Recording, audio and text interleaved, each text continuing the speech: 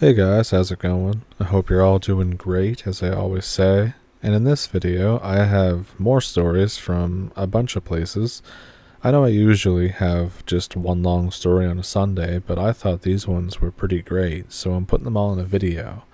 I got one from Portugal, one from Mississippi, one from, I assume to be the southern United States, and one from Georgia. So, if all that sounds like your cup of tea, then pull up a stump for sure, and let's jump into it. Thank you for watching. So, we've been having problems with road hunting poachers around the farm. They fire in the direction of our house, at our dogs, at us, basically anything that moved. The deputies could never catch them in time, so it got to the point that the sheriff himself came down and told us that he'd ignore it if we were to do something like start an armed patrol. So we did exactly that. One night we're driving the fence line with a farmhand and my sister. We see lights in the trees around this creek bed that runs through the farm. We stop the truck and lock the doors. I double check it because I don't want like some drunken guy stealing it. So we descend into the creek. We're moving all stealthy and stuff. We find this truck and we record the license plate before continuing the pursuit of lights. Suddenly, we hear gunshots. A lot of gunshots. And we first think, oh great, those drunk bastards are shooting at the house again. We run ahead to try and stop them. Suddenly, it stops. There's now zero sound. We come up on where the shots came from. There's no one here. There's fistfuls of spent brass, a lot of disturbance to the ground. There's trees in all directions that are damaged from gunfire. Strangest of all, in the center of this mess is a pristine, folded newspaper hat. The farmhand informs us that the light we were following is now gone. My sister points out that all light is gone, and sure enough, we look up and even the sky seems to be solid black. No moon, not a single pinprick of light to be seen. And my nope levels are in the red zone right now. So we all backtrack to the poacher truck. My sister nudges me as we pass. There's a row of newspaper hats on the dashboard right next to the VIN number. We wrote down the VIN number earlier. There were no hats then. And my fear levels are now at critical mass, so we run back to our truck. The truck door is open, the dome light is on. There's newspaper hats, one for each seat, waiting inside. We drove like a bat out of hell back to the house and threw those hats in the fireplace. We reported the poacher truck to the sheriff. It was towed the next morning and impounded as evidence. We still don't know what happened to the poachers that night.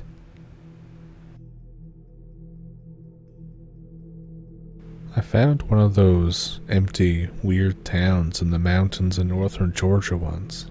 At the time, I chalked it up to some rich people BS, but I don't know, I'm starting to reevaluate that. I was the groomsman at a friend's wedding in the Chattahoochee National Forest. The entire bridal party was staying at the groom's parents' vacation house the night prior to the wedding. The groom was supposed to bring stuff for breakfast, but he forgot.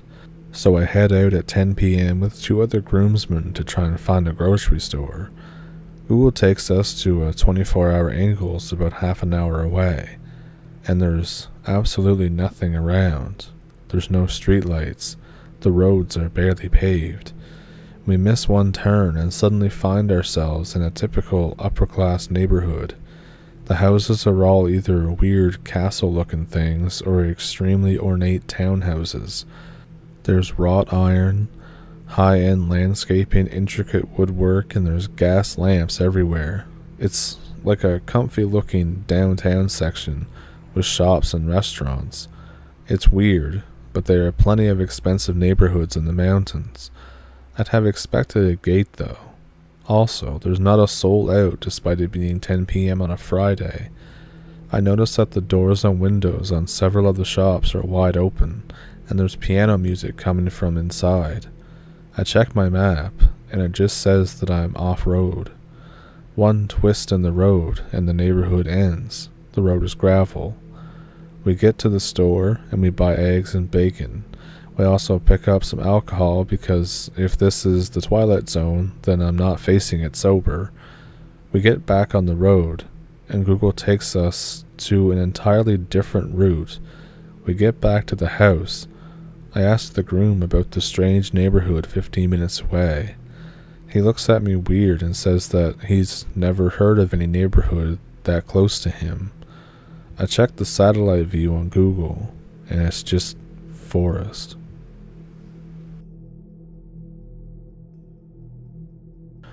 So this happened when I was 13 years old. I was living in Mirandela, a small city in the north of Portugal. Starting my 9th grade there, I had a decent circle of friends, but nonetheless I was a bit of a loner most of the time. I noticed a new girl had joined the class.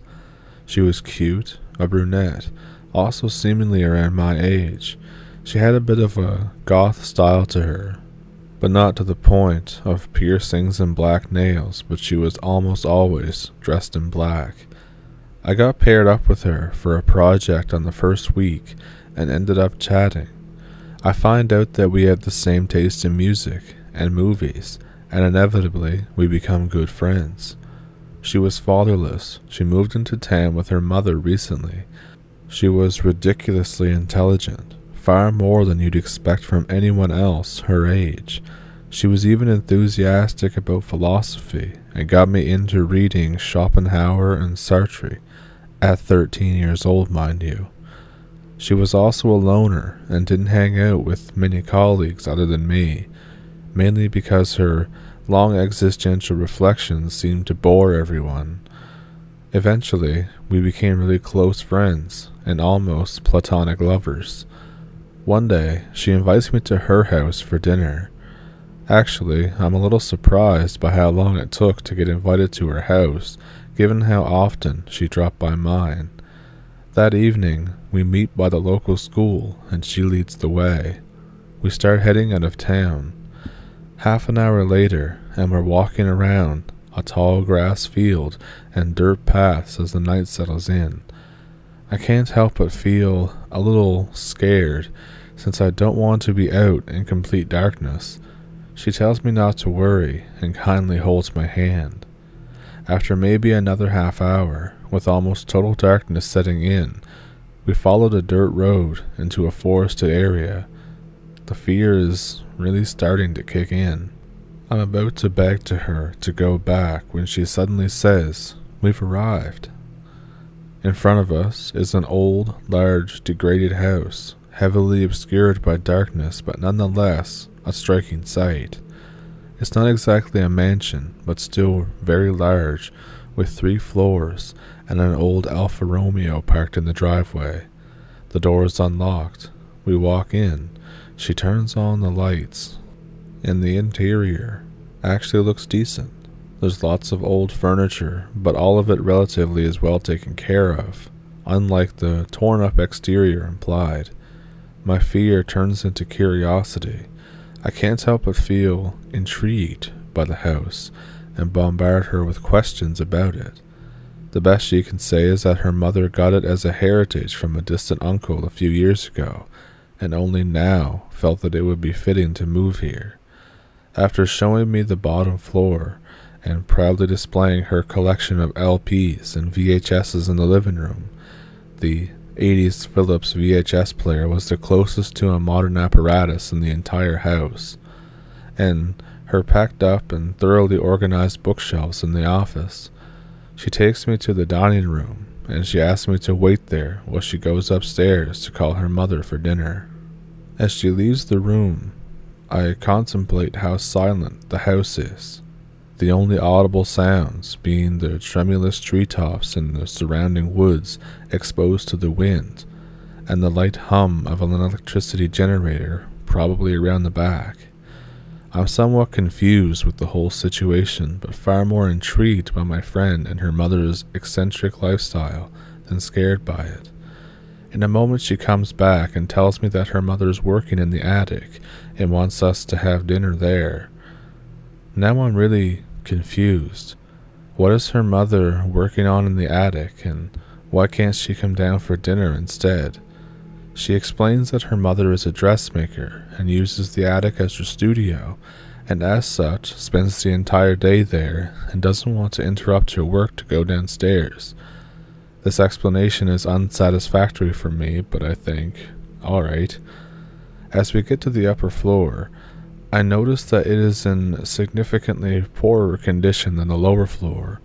The walls of the corridor we pass by look slightly dirty, and much of the wooden floor covering seems to be torn off.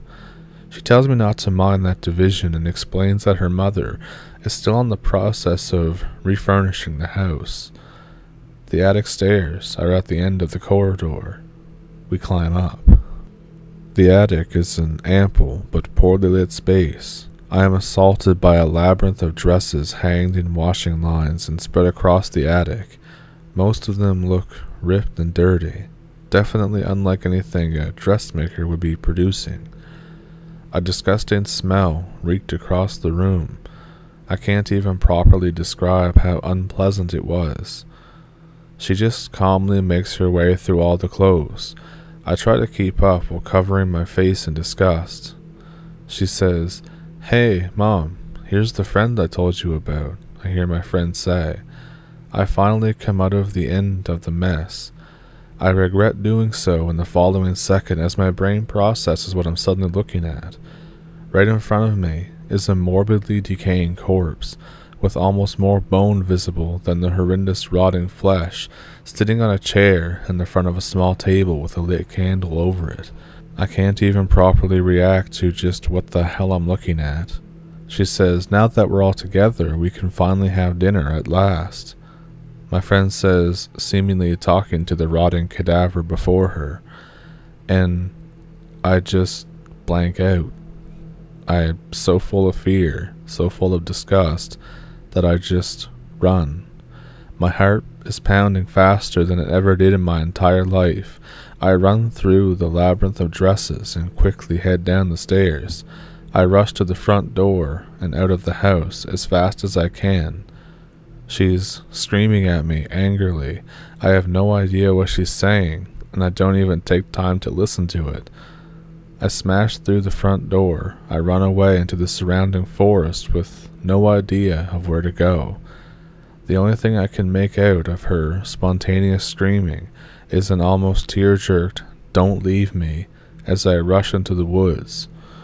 I run through the pitch-black forest for what seemed like torturous hours for my young teenager brain. I cry until I'm out of tears to pour out. I end up finding the highway eventually. The first driver that passes by notices me on the side of the road and miraculously stops and gives me a ride back into town. I get back home. My parents are surprised to hear me arrive close to midnight, but they immediately understand something had happened as soon as they see me walk into the living room covered in sweat, with my clothes torn up from running through the middle of the woods. I tell them just everything I went through. Needless to say, they were skeptical about such an absurd-sounding story, but nonetheless presumed that I was telling the truth. I must have been the victim of something like a prank, maybe, a morbid prank, eventually involving a false corpse dummy or something similar, and the girl was the one that perpetrated it.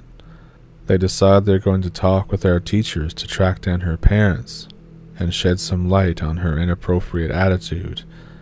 They go to the school the next day to clear it up. I am far too scared to leave the house, and even then, at the same time I was terrified to be in my house, given how she knew where I lived. I invited over the beefiest friend that I had at the time, under the paranoia of her showing up. My parents came back and told me that she was registered into school by her mother during early summer vacations. The school management wasn't able to contact the mother ever since. No phone calls were picked up, and given no one understood where her address was located, all letters were returned to sender.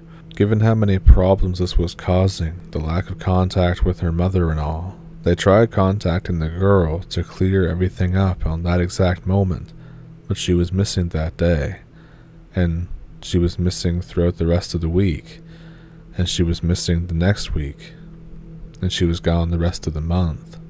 I was invaded by a mist of self-concern and a legitimate concern for her.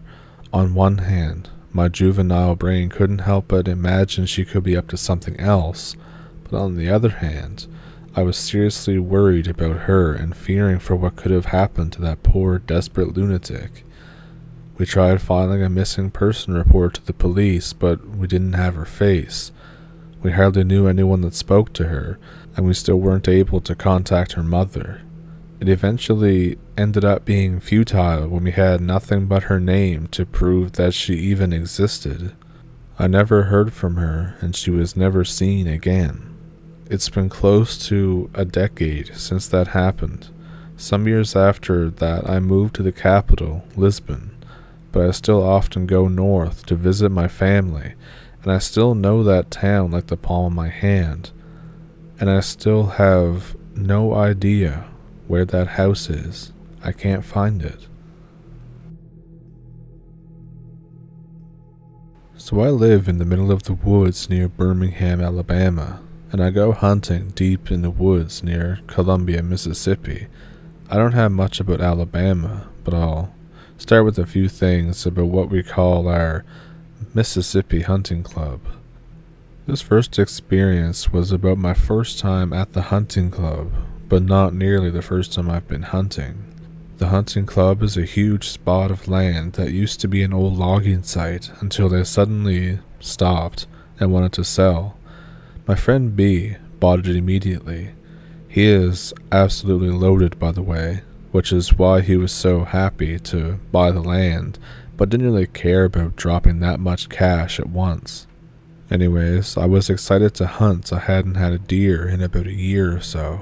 So I grab my gear the moment we arrive, and B takes me to a stand that he's seen a lot of deer in. And I'm like, oh yeah man, the cold weather and a nice book to read. I see a few doe, but I don't shoot. I've got the whole weekend to bag a buck. Right before sundown though, maybe a half an hour or so, I hear a howl. Not a wolf's howl, or a bobcat, or anything like I've heard before. And whatever it is sounds pissed. It spooks me a little, but not too much. I think maybe it's a bear. I just tell myself that. I wasn't even sure if bears howled, but I was willing to believe anything just to keep myself grounded. Then I could swear that it started to almost sound like my name. Not my full name, mind you, but the nickname that everyone calls me by. I don't recognize the voice. It's deep and gravelly and has issues saying it. It's like what I imagine somebody with a Swedish or a Russian accent would sound like trying to say my nickname. And it's still in that weird howl type thing. And I think, alright, that's pretty friggin' spooky. I scan the area. I don't see anything. I don't smell anything or anything like that. I climb out of the tree stand. I pull out my 1911 and I keep my thumb on the safety the whole way back to my cart. And then I drive back to the headquarters. Back at HQ, another friend who we'll call T, a middle-aged guy with a son about my age, who has been to the club several times already and shows up while we're back there eating. We're all shooting the breeze around the fire, and he just offhandedly mentions how creepy it can be out at the club. Before I can say anything about what I heard, he starts talking about something that happened a few weeks ago. He said that while he was in his shooting house, he heard his son scream for help like he had fallen out of his tree stand. The problem was, the screaming came from the wrong direction. He texted his son asking if he's okay, and thankfully they have just barely enough service to talk. The son texts back that he's actually back at headquarters cutting up a hog that he got. T realizes that whatever shouted for help was not his son, and that nobody else was on the property at the time. He just kind of stands there, and then the fear sets in, and he rushes back to headquarters. I tell him what I heard, and everyone goes silent. And my friend B doesn't let me go back to that stand. Still hasn't, even now. So this one night, I waited a little too long to get out of the stand. It's dark out by now, and I'm relying on my really bad sense of direction and my itty-bitty headlight. And I think, where the frig did I park the cart?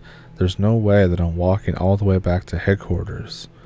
By this point, I have gone in the opposite direction of my cart, but I didn't know that at the time. I was just following a small trail, thinking that it was the right one. Everything looks exactly the same at night. I find this small wooden cabin while I'm walking.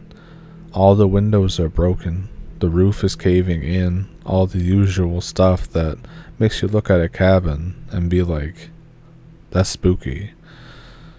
And this place was a logging site, so I think maybe it was like a rest area or something, or like maybe it had something to do with that. And I think, but wait, the door's been ripped off of its hinges and is lying in the dirt. There's splatters of something dark on the door frame, and there's what looked like a damn deer leg that's been ripped off of its owner and just bounced in the broken window. And I think, well, screw this, and screw me, I guess. I didn't want to find this shit, so I start running. My heart is racing, and I'm starting to sweat because of the clothes I'm wearing. And the whole time I'm just like, I just wanted to get a deer. Why is all this happening? So I slow down to a power walk because I realize that if I'm running, then whatever put the deer leg there might like get pissed and come after me. So I try to play it off like I'm not terrified. So I do eventually find the cart. I get back to camp and I refuse some leftover spaghetti. I ask B about the cabin and I try to give him a good idea of where it is. He squints at the little map that I drew and says nothing. And I think, well, okay then, screw me, I guess. Later that year, I go back to that stand. Out of curiosity, I leave my stand an hour before sunset, and I go looking for that cabin like a dumbass. Well, I found it. The whole thing's been caved in. I ask B about it later. He says that it was in the way, and he needed to get rid of it. This one other time, we were sleeping in our little hunting trailer on the third night we were up there. It's nice and cozy, and 4:30 a.m. comes early, so we were sleeping at 9 p.m. Suddenly, we wake up to this loud bang, and feel the trailer being rocked from the north side of the trailer, the side facing the woods. And we all wake up. I grab my 1911 and flashlight and rush out with B and my dad in tow. There's nothing there. And we're like, well, what the frig, we all just didn't have a mass hallucination about the trailer being rocked. I shrug and figured that that's a problem to think about at 4:30, not 2:30, and I go to head back inside. My dad grabs my shoulder before I can turn and takes my flashlight. He shines it on the trailer. There's now a huge dent in the trailer and a spat of blood in the middle, like something had cut itself on the crumpled metal of the trailer when it hit it. And needless to say, I just laid there awake for the rest of our night. I try to follow the blood trail in the morning, but it stops very early into the forest. Plus, I kinda don't want to go near whatever was pissed off enough to smack our trailer like that. Now once again, my friend B is loaded, so this means he has lots of friends. One in particular we'll call H. H comes back early one evening, telling us that he's got 2 hogs, and he wants some help getting them in the cart. And I think, whatever, I grab my rifle and 1911 and hop in. On the way, H explains that he killed one decent-sized hog, and it dropped where he shot it. But another hog came out just a few feet away afterwards, and he shot her too. And this one managed to get into the brush a little bit. And I think, alright, cool. I like tracking. It's actually one of my favorite parts of hunting. So we get to the spot, and I figure that we'll grab the one that he dropped immediately first, and then go searching. We drive up, and the hog is gone. And I think, oh, here we go again. There's just a pool of blood, and then obvious signs of the pig being dragged away.